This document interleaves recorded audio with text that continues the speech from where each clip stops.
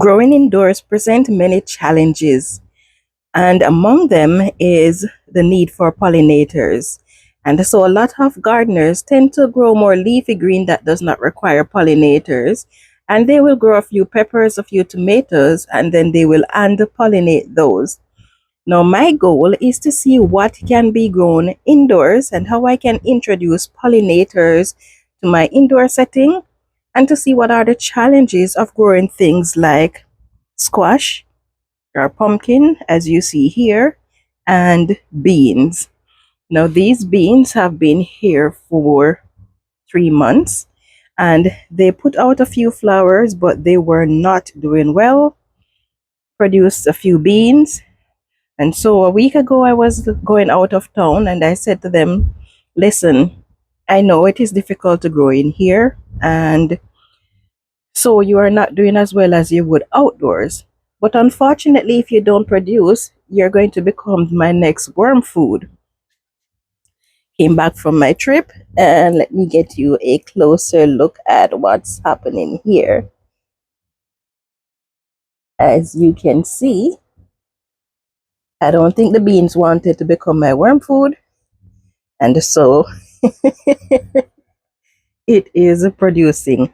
Now, one of the issues that we face is not having enough grow lights. So as you can see, I have the grow lights set in all sorts of different position, and I rotate them to ensure that the beans get enough light, because as you can see, all those yellowing of the leaves, all those yellowing are indication of the leaves that are not getting enough light. Another thing to consider too is that these beans grow quite bushy, and in order to ensure that the beans can produce enough and at the same time maintain a lot of its foliage, I have been pruning them regularly. Any leaf that is not getting enough light, I remove those, and I try to remove some of the vines from the plants so that it can have enough space where the light can pass through. As you can see, it is rather thin, not very bushy.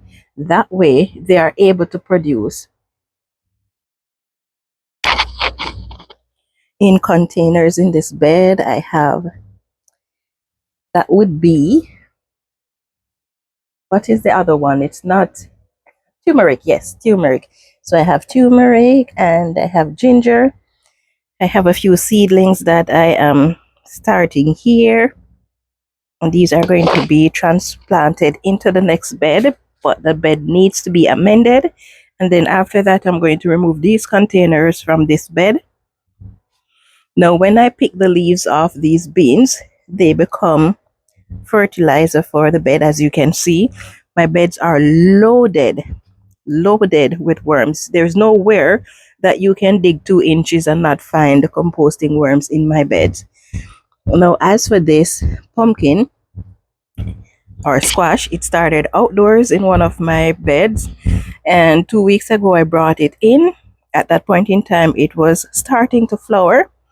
I wasn't sure if it was going to make it. As you can see, the leaves started yellowing from being transplanted, but it is doing pretty well. It sent out both male and female flowers, but unfortunately it sent out the male ones first, as usual, and it is only after those died that it sent out the female ones. Did you know that pumpkins will not send out the female flower unless the plant is large enough to sustain the fruit? So sometimes you will notice that your pumpkin and your squash are flowering and it's just male flowers. It means that the plant is not big enough to sustain pumpkin and squash on them, and as such it does not send out the female flower. Next tip. Did you know that you can save the pollens of your pumpkin? So you can pick the male flower and refrigerate it for 3 days. Hopefully within that time, your female flowers will appear. After 3 days, it loses its shelf life. And so if you have more male flowers, you just keep picking them and refrigerating them for 3 days. Then you can use that to pollinate your pumpkins. So I just wanted to show you what's going on section, in this section of my garden. I hope you enjoy the tips, and I hope to see you in the next video. Thank you for watching. Have a great day.